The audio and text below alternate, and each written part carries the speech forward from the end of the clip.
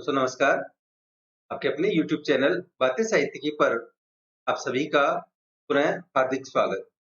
तो जयशंकर प्रसाद के कालजयी ऐतिहासिक नाटक चंद्रगुप्त के पिछले भाग में हम इसके प्रथम अंक के 1 से लेकर 5 दृश्यों तक की कथा को देख चुके हैं। हमने देखा कि किस प्रकार नंद के द्वारा चाणक्य का अपमान किए जाने पर नंद वंश के सर्वनाश की पृष्ठभूमि लिखी जाती है। आइए चाणक्य को बंदी बना लिए जाने के बाद क्या होता है देखते हैं। इस नाटक के प्रथम अंक के छठे दृश्य की ओर चलते हैं। छठा दृश्य है सिंधु तट, जहां अलका और मालविका की आपसी बातचीत दिखाई जा रही है। मालविका कहती है, राजकुमारी मैं देख आई उद्भांड में सिंधु पर सेतु बन रहा है। युवराज स्वयं उसका निरीक्षण करते हैं और मैंने उक्त सेतु का एक मानचित्र भी प्रस्तुत किया था। यह कुछ अधूरा सा रह गया है, पर इसके देखने से कुछ आभास मिल जाएगा। अलका कहती है, सखी बड़ा दुख होता है जब मैं यह स्मरण करती हूँ कि स्वयं महाराज का इसमें हाथ है। देखूं तेरा मानचित्र। मालविका मानचित्र देती है। अलका उसे देखने लगती है। तभी एक यवन सैनिक का वहां प्रवेश होता है और वह मानचित्र अलका से लेना चाहता है। अलका कहती है, दूर हो दुर्विनीत दस्यु। मानचित्र अपनी कंचुकी में छिपा लेती है। यवन कहता है, यह गुप्तचर है, मैं इसे पहचानता हूं, परंतु सुंदरी तुम कौन हो जो इसकी सहायता कर रही हो? अच्छा हो कि मुझे मानचित्र मिल जाए और मैं इसे सप्रमाण बंदी बनाकर महाराज के सामने ले जाऊं। अलका कहती है, यह असंभव है। पहले तुम्हें बताना होगा कि तुम यहाँ किस अधिकार से यह अत्याचार किया चाहते हो। यवन कहता है, मैं देवपुत्र विजेता अलक्षेंद्र का नियुक्त अनुचर हूं और तक्षशिला की मित्रता का साक्षी हूं। यह अधिकार मुझे गांधार नरेश ने दिया है।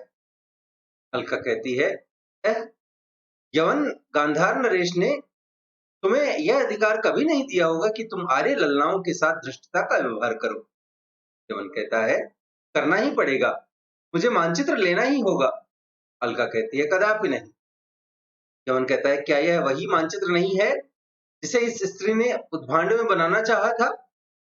अलका कहती है, परंतु यह तुम्हें मिल नहीं सकता। यदि तुम सीधे यहां से न टलोगे तो मैं शांति रक्षकों को बुलाऊंगी। यवन कहता है, तब तो मेरा उपकार होगा, क्योंकि इस अंगूठी को देखकर वे मेरी ही सहायता करेंगे। अंगूठी दिखाता है। अलका उसे देखकर सिर पकड़ लेती है। ओह! यवन हंसता हुआ कहता है, अब ठीक पथ पर आ गई होगी बुद्धि। लाओ मानचित्र मुझे दे दो। अलका निस्सहाय इधर उधर देखती है। तभी सिंहरण का प्रवेश होता है। सिंहरण चौंक कर कहता है, हैं? कौन? राजकुमारी? और ये यवन? अलका कहती है, महावीर, स्त्री की मर्यादा को न समझने वाले इस यवन को तुम समझा दो कि यह चला जाए। सिंहरण कहता है, यवन, क्या तुम्हारे देश की सभ्यता तुम्हें स्त्रियों का सम्मान करना नहीं सिखाती? क्या सचमुच तुम बर्बर हो? यवन कहता है, मेरी उस सभ्यता ने ही मुझे रोक लिया है, नहीं तो मेरा यह कर्तव्य था कि मैं उस मानचित्र को किसी भी पुरुष के हाथ में होने से उसे जैसे बनता ले ही लेता। सिंहरण कहता है, तुम बड़े प्रगल्भ हो यवन। क्या तुम्हें भय नहीं कि तुम एक दूसरे राज्य में ऐसा आचरण करके अपनी मृत्यु बुला रहे हो? यवन कहता है, उसे आमंत्रण देने के लिए ही उतनी दूर से आया हूं। सिंहरण कहता है, राजकुमारी, यह मानचित्र मुझे देकर आप निरापद हो जाएं, फिर मैं देख लूंगा। अलका मानचित्र देती हुई कहती है, तुम्हारे ही लिए तो यह मंगाया था। सिंहरण उसे रखते हुए कहता है, ठीक है, मैं रुका भी इसीलिए था। और यवन से कहता है, हाँ जी, कहो अब तुम्हारी क्या इच्छा है? यवन खड्ग निकाल कर कहता है, मानचित्र मुझे दे दो या प्राण देना होगा। सिंहरण कहता है, उसके अधिकारी का निर्वाचन खड्ग करेगा, तो फिर सावधान हो जाओ। सिंहरण तलवार खींच लेता है। यवन के साथ युद्ध होता है। सिंहरण घायल होता है, परंतु यवन को उसके भीषण प्रत्याक्रमण से भय होता है। वह भाग निकलता है। अलका कहती है, वीर, यद्यपि तुम्हें विश्राम की आवश्यकता है, परंतु अवस्था बड़ी भयानक है। वह जाकर कुछ उत्पात मचावेगा पिताजी पूर्ण रूप से यवनों के हाथ में आत्मसमर्पण कर चुके हैं। सिंहरण हंसता है और रक्त पहुंचता हुआ कहता है, मेरा काम हो गया राजकुमारी, मेरी नौका प्रस्तुत है, मैं जाता हूँ। परंतु बड़ा अनर्थ हुआ चाहता है, क्या गांधार नरेश किसी तरह न मानेंगे? अलका कहती है, कदापि नहीं, पर्वतेश्वर से उनका बद्धमूल वैर है। सिंहरण कहता है, अच्छा देखा जाएगा, जो कुछ होगा। देखिए, मेरी नौका आ रही है, अब विदा मांगता हूँ। सिंधु में नौका आती है, घायल सिंहरण उस पर बैठता है। सिंहरण और अलका दोनों एक दूसरे को देखते हैं। अलका कहती है, मालविका भी तुम्हारे साथ जाएगी, तुम अकेले जाने योग्य इस समय नहीं हो। सिंहरण कहता है, जैसी आज्ञा, बहुत शीघ्र फिर दर्शन करूंगा। जन्मभूमि के लिए ही यह जीवन है, फिर जब आपसी सुकुमारियां इस सेवा में कटिबद्ध हैं, तब मैं पीछे कब रहूंगा। अच्छा, नमस्कार। मालविका नाव में बैठती है। अलका सतृष्ण नयनों से देखती हुई नमस्कार करती है। नाव चली जाती है। तभी 4 सैनिकों के साथ यवन का प्रवेश होता है। यवन कहता है, निकल गया मेरा अहेर, यह सब प्रपंच इसी रमणी का है, इसको बंदी बनाओ। सैनिक अलका को देखकर सिर झुकाते हैं। यवन कहता है, बंदी करो सैनिक। सैनिक कहता है, मैं ये नहीं कर सकता। क्यों? गांधार नरेश ने तुम्हें क्या आज्ञा दी है? यही कि आप जिसे कहें उसे हम लोग बंदी करके महाराज के पास ले चले। फिर विलंब क्यों? अलका संकेत से वर्जित करती है। सैनिक कहते हैं, हम लोगों की इच्छा? तुम राजविद्रोही हो। सैनिक कहते हैं, कदापि नहीं, पर यह काम हम लोगों से न हो सकेगा। यवन कहता है, सावधान, तुमको इस आज्ञा भंग का फल भोगना पड़ेगा। मैं स्वयं बंदी बनाता हूं। अलका की ओर बढ़ता है। सैनिक तलवार खींच लेते हैं। यवन ठहर कर कहता है, यह क्या? सैनिक कहते हैं, डरते हो क्या? कायर, स्त्रियों पर वीरता दिखाने में बड़े प्रबल हो और एक युवक के सामने से भाग निकले। यवन कहते हैं, तो क्या तुम राज की आज्ञा का स्वयं न पालन करोगे और न करने दोगे? सैनिक कहता है, यदि साहस हो मरने का तो आगे बढ़ो। अलका सैनिकों से कहती है, ठहरो, विवाद करने का समय नहीं है। यवन से कहती है, कहो तुम्हारा अभिप्राय क्या है? यवन कहता है, मैं तुम्हें बंदी करना चाहता हूँ। अलका कहती है, कहाँ ले चलोगे? यवन कहता है, गांधार नरेश के पास। अलका कहती है, मैं चलती हूँ, चलो। आगे अलका, पीछे यवन और सैनिक जाते हैं। मित्रों, यहाँ छठे दृश्य का समापन होता है। 7वां दृश्य है मगध का बंदी गृह। चाणक्य कहता है, समीर की गति भी अवरुद्ध है, शरीर का फिर क्या कहना, परंतु मन में इतने संकल्प और विकल्प, एक बार निकलने पाता तो दिखा देता कि इन दुर्बल हाथों में साम्राज्य उलटने की शक्ति है और ब्राह्मण के कोमल हृदय में कर्तव्य के लिए प्रलय की आंधी चला देने की भी कठोरता है।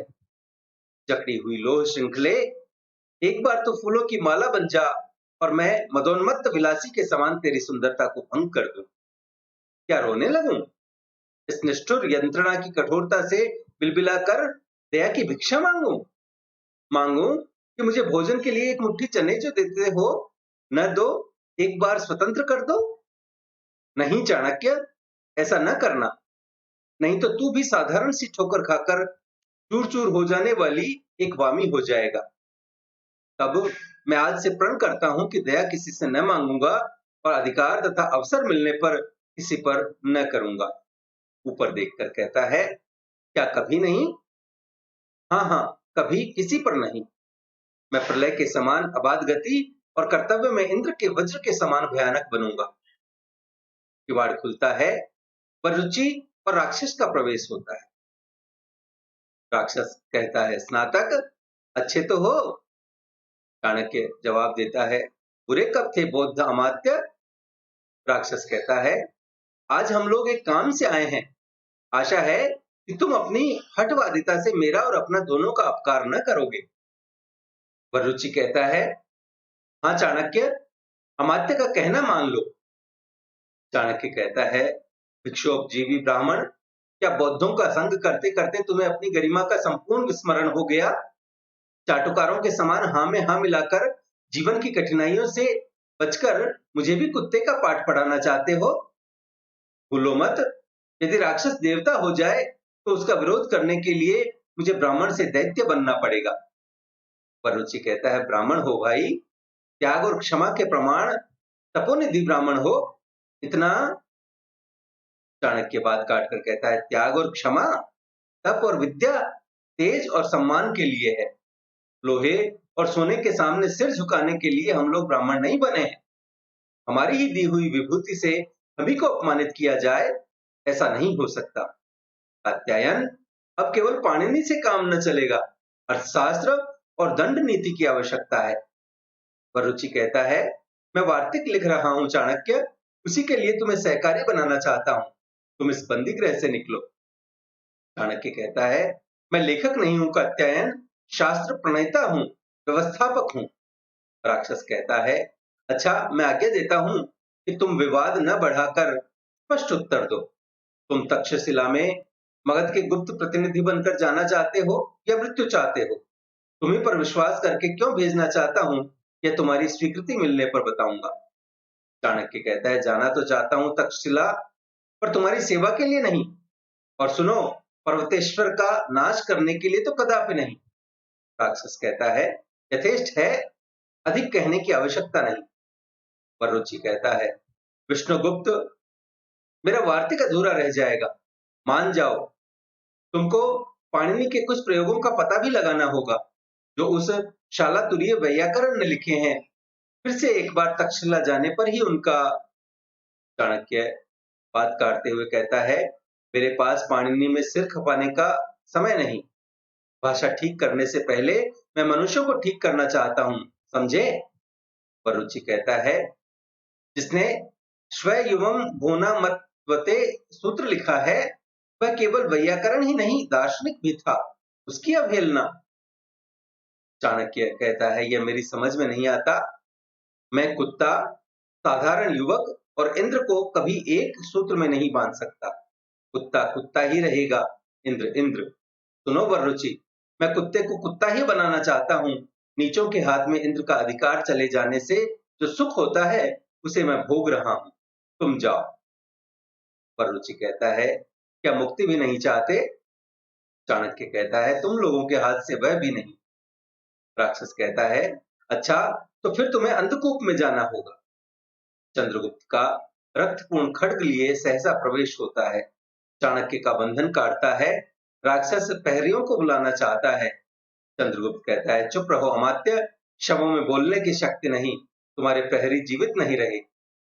चाणक्य कहता है, मेरे शिष्य वत्स चंद्रगुप्त। चंद्रगुप्त कहता है, चलिए गुरुदेव। खड्ग उठाकर राक्षस से कहता है, यदि तुमने कुछ भी कोलाहल किया तो। राक्षस बैठ जाता है, वरुचि गिर पड़ता है। चंद्रगुप्त चाणक्य को लिए निकलता हुआ किवाड़ बंद कर देता है, और इसी के साथ 7वां दृश्य समाप्त होता है। 8वां दृश्य है गांधार नरेश का प्रकोष्ठ, जिसमें चिंता युक्त प्रवेश करते हुए राजा को दिखाया गया है। राजा कहता है, बूढ़ा हो चला परंतु मन बूढ़ा न हुआ। बहुत दिनों तक तृष्णा को तृप्त करता रहा, पर तृप्त नहीं होती। आंभिक तो अभी युवक है, उसके मन में महत्वाकांक्षा का होना अनिवार्य है। उसका पथ कुटिल है, गंधर्व नगर की सी सफलता उसे अपने पीछे दौड़ा रही है। विचार कर कहता है, हाँ ठीक तो नहीं है, पर उन्नति के शिखर पर नाग के सीधे चढ़ने में बड़ी कठिनता है। ठहर कर कहता है, रोक दूं? अब से भी अच्छा है, जब वे घुस आवेंगे तब तो गांधार को भी वही कष्ट भोगना पड़ेगा जिसे हम दूसरों को देना चाहते हैं। तभी अलका के साथ यमन और रक्षकों का प्रवेश होता है। राजा कहता है, बेटी अलका? हाँ महाराज। अलका, नहीं। कहो हाँ पिताजी। अलका, कब तक तुम्हें सिखाता रहूं? अलका कहती है, नहीं महाराज। फिर महाराज? पागल लड़की, कहे पिताजी। वह कैसे महाराज? न्यायाधिकरण पिता संबोधन से पक्षपाती हो जाएगा। यह क्या? यमन कहता है, महाराज, मुझे नहीं मालूम कि ये राजकुमारी हैं, अन्यथा मैं इन्हें बंदी न बनाता। राजा कहता है, सिल्यूकस, तुम्हारा मुख कंधे पर से बोल रहा है। यमन, यह मेरी राजकुमारी अलका है। हाँ बेटी, उसकी ओर हाथ बढ़ाता है वह अलग हट जाती है। नहीं महाराज, पहले न्याय कीजिए। यमन कहता है, उद्भांड पर बनने वाले पुल का मानचित्र इन्होंने एक स्त्री से बनवाया है और जब मैं उसे मांगने लगा तो एक युवक को देकर इन्होंने उसे हटा दिया। मैंने यह समाचार आप तक निवेदन किया और आज्ञा मिली कि वे लोग बंदी किए जाएं, परंतु वह युवक निकल गया। राजा कहता है, क्यों बेटी, मानचित्र देखने की इच्छा हुई थी? सिल्यूकस से कहता है, तो क्या चिंता है, जाने दो, मानचित्र तुम्हारा पुल बनना रोक नहीं सकता। अलका कहती है, नहीं महाराज, मानचित्र एक विशेष कार्य से बनवाया गया है, वह गांधार की लगी हुई कालिक छुड़ाने के लिए। राजा कहता है, सो तो मैं जानता हूं बेटी, तुम क्या कोई नासमझ हो? तभी वेग से आंभिक का प्रवेश होता है। नहीं पिताजी, आपके राज्य में एक भयानक षड्यंत्र चल रहा है और तक्षशिला का गुरुकुल उसका केंद्र है। अलका उस रहस्यपूर्ण कुचक्र की कुंजी है।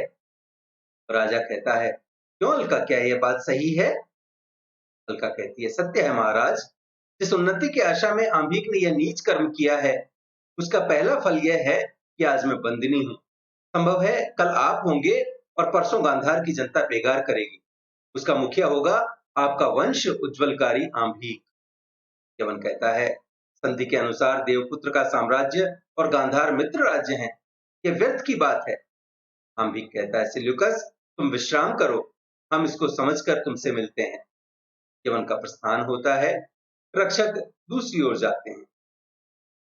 राजा कहता है, परंतु आंभिक, राजकुमारी बंदिनी बनाई जाए, वह भी मेरे ही सामने, उसके लिए एक यवन को दंड की व्यवस्था करें, यही तो तुम्हारे उद्योगों का फल है।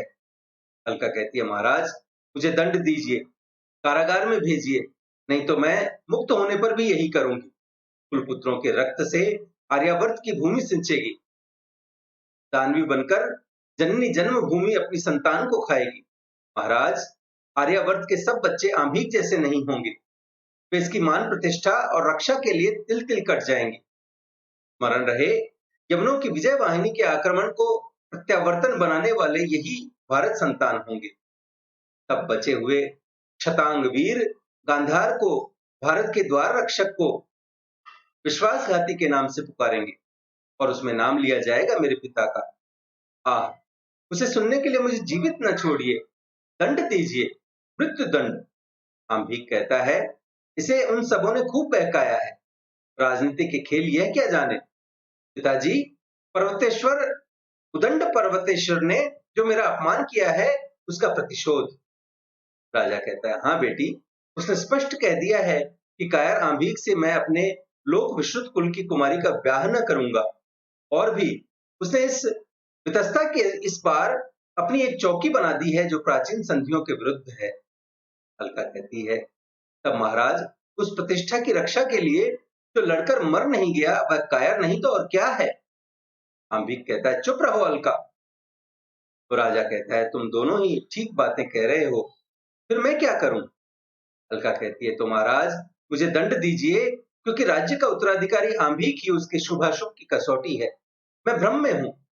राजा कहता है, मैं ये कैसे कहूं?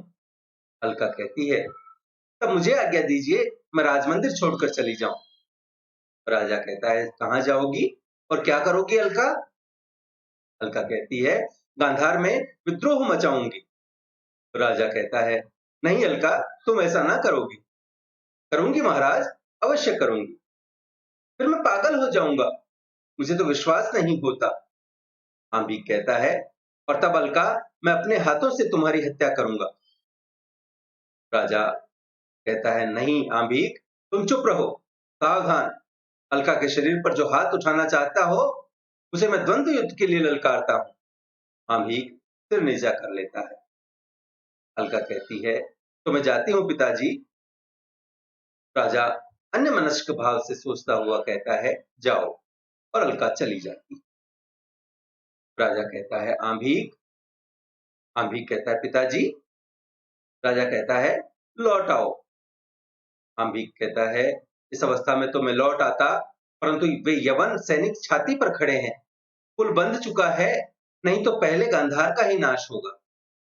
राजा कहता है, तब विश्वास लेकर जो होना हो सो हो। पर एक बात आंभिक, आज से मुझसे कुछ न कहना। जो उचित समझो करो।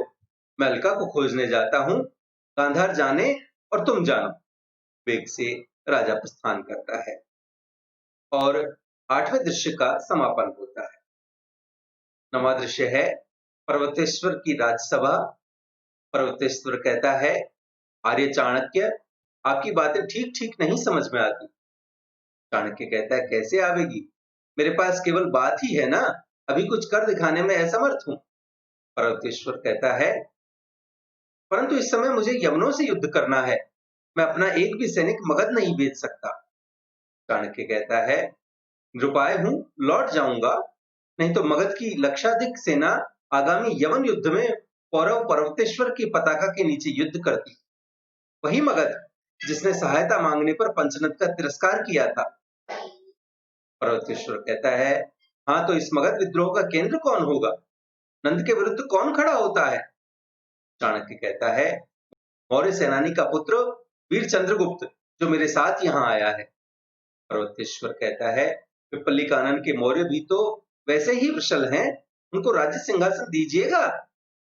चाणक्य कहता है, आर्य क्रियाओं का लोप हो जाने से इन लोगों को वृषलत्व मिला। वस्तुतः ये क्षत्रिय हैं।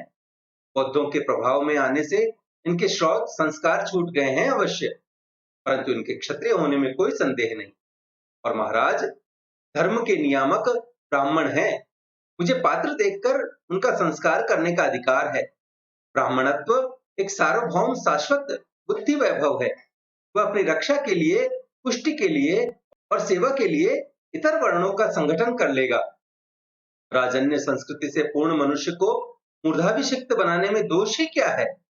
पर्वतेश्वर हंसकर कहता है कि आपका सुविचार नहीं है ब्राह्मण। चाणक्य कहता है, वशिष्ठ का ब्राह्मणत्व जब पीड़ित हुआ था, तब पल्लव, दरद, काम्बोज आदि क्षत्रिय बने थे। राजन, यह कोई नई बात नहीं है। पर्वतेश्वर कहता है, वह समर्थ ऋषियों की बात है। चाणक्य कहता है, भविष्य इसका विचार करता है कि ऋषि किन्हें कहते हैं। क्षत्रियाभिमानी पौरव, तुम इसके निर्णायक नहीं हो सकते। पर्वतेश्वर कहता है, शूद्र शासित राष्ट्र में रहने वाले ब्राह्मण के मुख से यह बात शोभा नहीं देती। चाणक्य कहता है, तभी तो ब्राह्मण मगध को क्षत्रिय शासन में ले आना चाहता है पौरव। इसके लिए कहा गया है, क्षत्रिय के शस्त्र धारण करने पर आर्तवाणी नहीं सुनाई पड़नी चाहिए। मौर्य चंद्रगुप्त वैसा ही क्षत्रिय प्रमाणित होगा। पर्वतेश्वर कहता है, कल्पना है। चाणक्य उत्तर देता है, प्रत्यक्ष होगी। और स्मरण रखना, आसन्न यवन युद्ध में शौर्य गर्व से तुम पराभूत होगे। यवनों के द्वारा समग्र आर्यावर्त पादाक्रांत होगा। उस समय तुम मुझे स्मरण करोगे। पर्वतेश्वर कहता है, केवल अभिशाप अस्त्र लेकर ही तो ब्राह्मण लड़ते हैं। मैं इससे नहीं डरता, परंतु डराने वाले ब्राह्मण, तुम मेरी सीमा के बाहर हो जाओ। चाणक्य ऊपर देखकर कहता है, अरे पद्दलित ब्राह्मणत्व, देख, शूद्र ने निगड़बद्ध किया, क्षत्रिय निर्वासित करता है। तब जल, एक बार अपनी ज्वाला से जल। उसकी चिंगारी से तेरे पोषक वैश्य, सेवक शूद्र और रक्षक क्षत्रिय उत्पन्न हो। जाता हूं पौरव। और चाणक्य वहां से प्रस्थान कर जाता है। इसी के साथ 9वें दृश्य का समापन होता है। 10वें दृश्य में कानन पथ में अलका को दिखाया गया है। अलका स्वगत कथन करती हुई चली जा रही है। अलका कहती है, चली जा रही हूं, अनंत पथ है, कहीं पांचशाला नहीं, और न तो पहुंचने का निर्दिष्ट स्थान है। शैल पर से गिरा दी गई श्रोतस्विनी के सदृश अविराम भ्रमण, ठोकरें और तिरस्कार। कानन में कहां चली जा रही हूं? सामने देखकर कहती है, अरे यवन। शिकारी के वेश में सिलूकस का प्रवेश होता है। सिलूकस कहता है, तुम कहां सुंदरी राजकुमारी? अलका कहती है, मेरा देश है, मेरे पहाड़ हैं, मेरी नदियां हैं और मेरे जंगल हैं। इस भूमि के एक एक परमाणु मेरे हैं और मेरे शरीर के एक एक क्षुद्र अंश उन्हीं परमाणुओं के बने हैं। फिर मैं और कहां जाऊंगी यवन? सिलूकस कहता है, यहां तो तुम अकेली हो सुंदरी। अलका कहती है, तो ठीक है। दूसरी ओर देखकर सहसा कह उठती है, परंतु देखो वह सिंह आ रहा है। सिलूकस उधर देखता है, अलका दूसरी ओर निकल जाती है। सिलूकस कहता है निकल गई, दूसरी ओर जाता है। चाणक्य और चंद्रगुप्त का प्रवेश होता है। चाणक्य कहता है वत्स, तुम बहुत थक गए होंगे। चंद्रगुप्त कहता है आर्य, नसों ने अपने बंधन ढीले कर दिए हैं, शरीर अवसन्न हो रहा है, प्यास भी लगी है। चाणक्य कहता है और कुछ दूर न चल सकोगे? चंद्रगुप्त कहता है जैसी आज्ञा हो। चाणक्य कहता है पास ही सिंधु लहराता होगा, उसके तट पर ही विश्राम करना ठीक होगा। चंद्रगुप्त चलने के लिए पैर बढ़ाता है, फिर बैठ जाता है। चाणक्य उसे पकड़कर कहता है सावधान चंद्रगुप्त। चंद्रगुप्त कहता है आर्य, प्यास से कंठ सूख रहा है, चक्कर आ रहा है। चाणक्य कहता है तुम विश्राम करो, मैं अभी जल लेकर आता हूं। और चाणक्य वहां से चला जाता है। चंद्रगुप्त पसीने से तर लेट जाता है। एक व्याघ्र समीप आता दिखाई पड़ता है। सिलूकस प्रवेश करके धनुष संभालकर तीर चलाता है। व्याघ्र मरता है। सिलूकस चंद्रगुप्त को चैतन्य करने की चेष्टा करता है और तभी चाणक्य जल लेकर आता है। सिलूकस कहता है थोड़ा जल, इस सत्वपूर्ण पथिक की रक्षा करने के लिए थोड़ा जल चाहिए। चाणक्य जल के छींटे देकर कहता है आप कौन हैं? चंद्रगुप्त स्वस्थ होता है। सिलूकस कहता है यमन सेनापति। तुम कौन हो?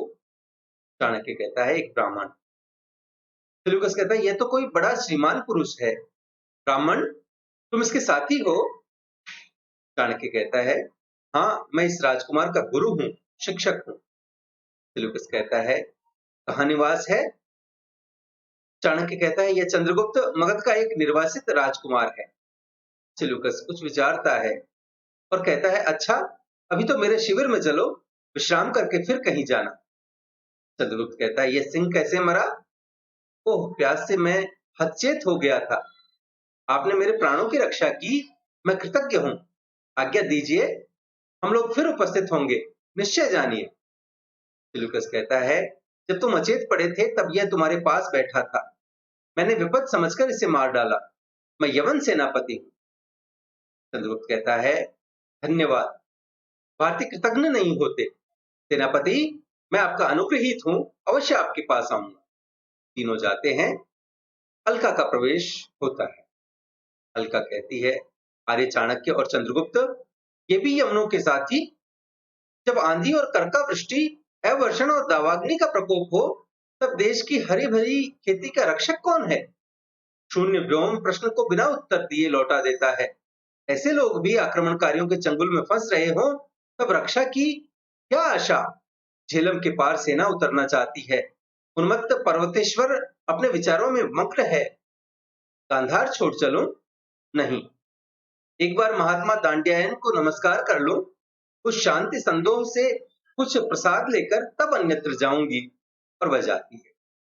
इसी के साथ 10वें दृश्य का समापन होता है। 11वां दृश्य है सिंधु तट पर दांड्यायन का आश्रम। दांड्यायन कहता है पवन एक क्षण विश्राम नहीं लेता, सिंधु की जलधारा बही जा रही है, बादलों के नीचे पक्षियों का झुंड उड़ा जा रहा है। एक परमाणु न जाने किस आकर्षण में खींचे चले जा रहे हैं, जैसे काल अनेक रूपों में चल रहा है। यही तो। तभी एनिसाक्रिटीज का प्रवेश होता है। एनिसाक्रिटीज कहता है महात्मन। दांड्यायन कहता है चुप रहो, सब चले जा रहे हैं, तुम भी चले जाओ। अवकाश नहीं, अवसर नहीं। एनिसाक्रिटीज आपसे कुछ, मुझसे कुछ मत कहो, कहो तो अपने आप ही कहो, जिसे आवश्यकता होगी सुन लेगा। देखते हो कोई किसी की सुनता है? मैं कहता हूं सिंधु के एक बिंदु धारा में न बहकर मेरी बात सुनने के लिए ठहर जा। वह सुनता है? ठहरता है? कदापि नहीं। परंतु देवपुत्र एनिसाक्रिटीज कहता है देवपुत्र, जगत विजेता सिकंदर ने आपको स्मरण किया है। आपका यश सुनकर आपसे कुछ उपदेश ग्रहण करने की उनकी बलवती इच्छा है। दांड्यायन हंसकर कहता है भूमि का सुख और उसकी महत्ता का जिसको आभास मात्र हो जाता है, उसको ये नश्वर चमकीले प्रदर्शन नहीं अभिभूत कर सकते दूत। वह किसी बलवान की इच्छा का क्रीड़ा कंदुक नहीं बन सकता। तुम्हारा राजा अभी झेलम भी नहीं पार कर सका, फिर भी जगत विजेता की उपाधि लेकर जगत को वंचित करता है। मैं लोभ से, सम्मान से या भय से किसी के पास नहीं जा सकता। एनिसक्रीज कहता है, महात्मन ऐसा क्यों? यदि न जाने पर देवपुत्र दंड दें? दांड्यायन कहता है, मेरी आवश्यकताएं परमात्मा की विभूति प्रकृति पूरी करती है, उसके रहते दूसरों का शासन कैसा? समस्त आलोक, चैतन्य और प्राण शक्ति प्रभु की दी हुई है। मृत्यु के द्वारा वही इसको लौटा लेता है। जिस वस्तु को मनुष्य दे नहीं सकता, उसे ले लेने की स्पर्धा से बढ़कर दूसरा दंभ नहीं। मैं फल मूल खाकर, अंजलि से जलपान कर, तृण सैया पर आंख बंद किए सो रहता हूँ। न मुझसे किसी को डर है और न मुझको डरने का कारण है। तुम यदि हठात मुझे ले जाना चाहो तो केवल मेरे शरीर को ले जा सकते हो। मेरी स्वतंत्र आत्मा पर तुम्हारे देवपुत्र का भी अधिकार नहीं हो सकता। एनेसक्टीज कहता है, बड़े निर्भीक हो ब्राह्मण, जाता हूं, यही कह दूंगा। और वह प्रस्थान करता है। एक ओर से अलका, दूसरी ओर से चाणक्य और चंद्रगुप्त का प्रवेश होता है। तब वंदना करके सविनय बैठते हैं। अलका कहती है, देव, मैं गांधार छोड़कर जाती हूँ। पांड्यन पूछते हैं, क्यों अलके? तुम गांधार की लक्ष्मी हो, ऐसा क्यों? अलका कहती है, ऋषि, यमनों के हाथ स्वाधीनता बेचकर उनके दान से जीने की शक्ति मुझ में नहीं। पांड्यन कहता है, तुम उत्तरापद की लक्ष्मी हो, तुम अपना प्राण बचाकर कहां जाओगी? कुछ विचार करके कहते हैं, अच्छा जाओ देवी, तुम्हारी आवश्यकता है। मंगलमय विभु, अनेक अमंगलों में कौन कौन कल्याण छिपाए रहता है, हम सब उसे नहीं समझ सकते, परंतु जब तुम्हारी इच्छा हो निसंकोच चली आना। अलका कहती है, देव, हृदय में संदेह है। कान्यन पूछते हैं, क्या अलका?